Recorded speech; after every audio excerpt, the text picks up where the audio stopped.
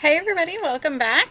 This is the hottest comics for this Wednesday, May 12th, 2021, and we're going to just dive right into my top picks for this week. But please first be sure to subscribe, like the video, comment down below, let me know what you guys are most excited for this week. Okay, so my top pick this week is going to start off with Time Before Time #1. It's a new Image comic, and it's written by Declan Shalvey, Rory McConville, and it's drawn by Joe Palmer and Chris O'Halloran. And I'm really excited for this. I really enjoy Declan Shalvey's independent work. I think it's fantastic. Even a lot of, Marvel and DC stuff he does is just really great. And the concept of this sounds is super interesting, and it dove me right into the story when I started looking at the preview. So the year is 2140, and to escape a world with no future, many turn to the Syndicate, a criminal organization who, for the right price, will smuggle you back in time to a better life. After working for the Syndicate for years, Tatsuo and Oscar decide to steal one of their boss's time machines, but soon find that one thing you can't run from is your past. Time Before Time is a brand new ongoing series where artist Declan Shalvey joins forces with the Write It in Blood team of Rory McConville and Joe Palmer. Looper meets Saga in this extra-sized debut issue. And there's also a really cool variant cover to this. It's by John Paul Leon, and he just passed away recently, and it's very unfortunate. So this might be a really hot pickup for some people because he did just pass away. I know he does have other works coming out as well, but this story just sounds so intriguing to me, and I can't wait to read more about it. Also, I have Silver City #1 in my top picks. It's a new Aftershock comic. It's written by Olivia Briggs, drawn by Luca Merli, and this one sounds pretty interesting. When a young roughneck lands in Silver City, the gritty metropolis of the afterlife, she must adapt to her new existence while attempting to uncover how and why she died. Her mission is derailed, however, when she rescues a newly dead girl from a mysterious kidnapping attempt and discovers powerful kinetic abilities. Welcome to Silver City, where the sun never rises and nothing ever changes until now. And this sounds really interesting. I really like Aftershock books. I think they do a great job of balancing horror, story. They have fantastic art, fantastic writers. They have these really cool 1 in 15 variants as well that I really enjoy. And there hasn't been too much from Aftershock that I can really complain about. I mean, I think their work is some of the top-notch independent work right now. So, yeah, definitely I'm going to check that out. Hope you do too. Also, Geiger #2. How could I not have this in my top, right? I love Jeff Johns, love Gary Frank. I think they're a fantastic pair. I really liked issue #1. And this one sounds like it's going to dive more into the action. So they found it out in the Atomic Wasteland, a relic from before the war. But what is it? A tool to bring hope back to humanity, or a weapon to finish what the bomb started? Depends on who gets it. The casino warlords of Las Vegas, or the man called Geiger. And I just thought the last issue is really cool. This one has a cover that I absolutely love. It's the SAR cover. It has the doggy on the cover with the multiple heads. I love it. I think it's really cool. And I'll be sure to pick up lots of these covers because I just think they're fantastic. So, yeah, definitely going to check that out. Also, Joker #3. I mean, James Tynion, he can do no wrong at this point. Joker #2 did fantastically well. Joker #3 seems really cool as well. Hopefully we get more backstory on the Lady Bane. And yeah, the hunt for the Joker is underway as Jim Gordon heads to a remote part of the South America to run down a lead and comes face to face with the Clown Prince of Crime himself. The mystery around A-Day deepens, but not before an attack by the bloodthirsty Samson family. And in the Punchline backup story, Punchline has to face off against the Queen of Spades' new muscle, Orca. At the same time, Bluebird's investigation at Punchline's alma mater take a dark and horrifying turn.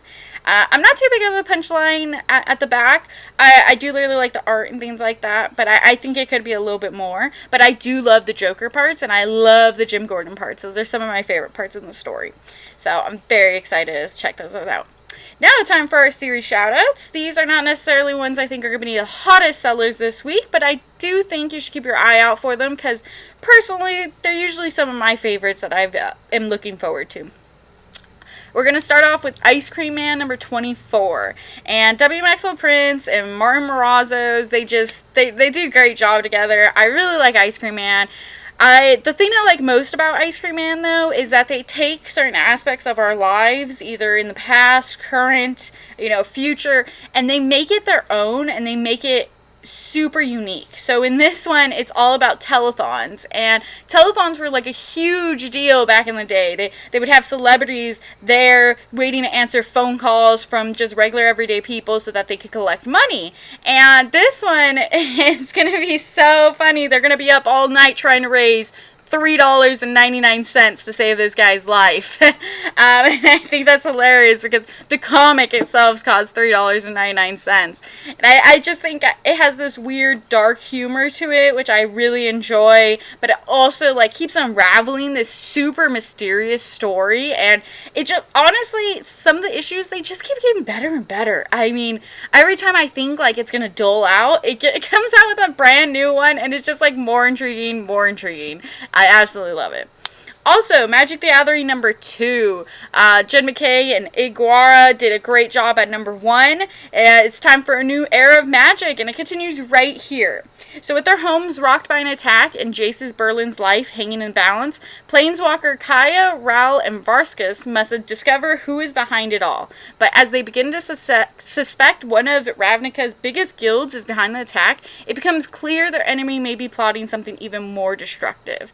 And I really enjoy these hidden Planeswalker covers. I think they're really great. And this one has a Daniel Warren Johnson one. And he also did some cards for Magic the Gathering, the Ikoria set. And I really like his art style with this Magic the Gathering. So I am for sure hunting down that cover.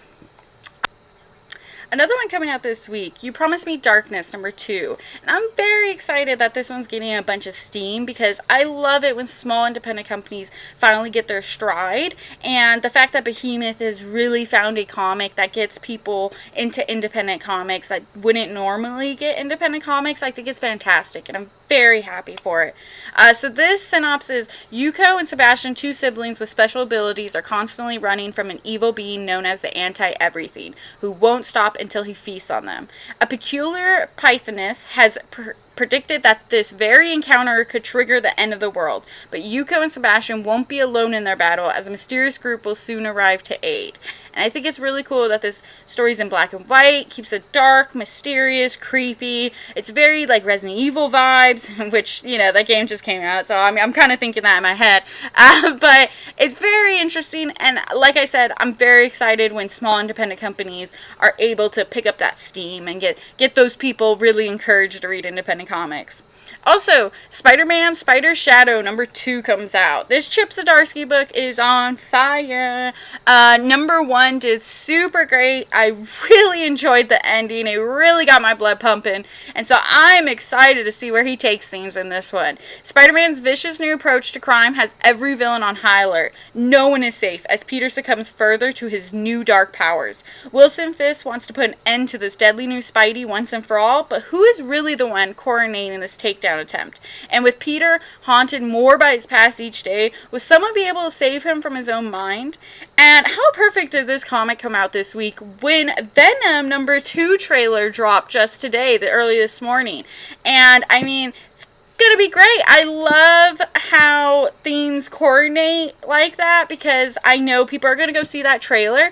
They're gonna come to the shop and they're gonna want a Venom comic. And this comic is not gonna disappoint. This comic is dark, brutal Peter as Venom, and it's really interesting take, and I really like the what if titles of things, so I'm excited to see that come back, and I'm excited to see where Chip Zdarsky can take this. Now on to our late printings. We only have a few this week that I really think stand out, but Beta Ray Bill number 1, second print by Daniel Warren Johnson. If you didn't get a chance to read number 1, I highly recommend you pick up the second print.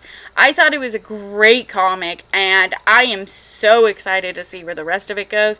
Anytime Daniel Warren Johnson does a miniseries, it's usually in my top. So, I mean, you can see that.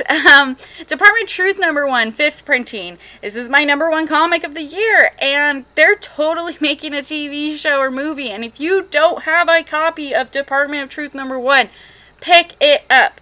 This is the fifth printing, my bad, sorry. This is the fifth printing, and I highly recommend picking it up. It's not only a great story, I think it would be a great investment, and it would be amazing to add to your collection, because it's one of those comics that I do think everyone should at least try once. It's very X-Files meets Stranger Things meets conspiracy theories. It's fun, it's unique, it's everything I want it to be, and I'm very excited.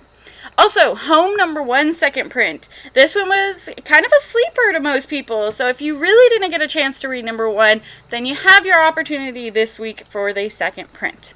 And that's going to be all for this week, and I hope you have a great week, and I hope you check out all these comics and many more this Wednesday at your local comic book shop, May 12th, 2021, and I hope you have a great day.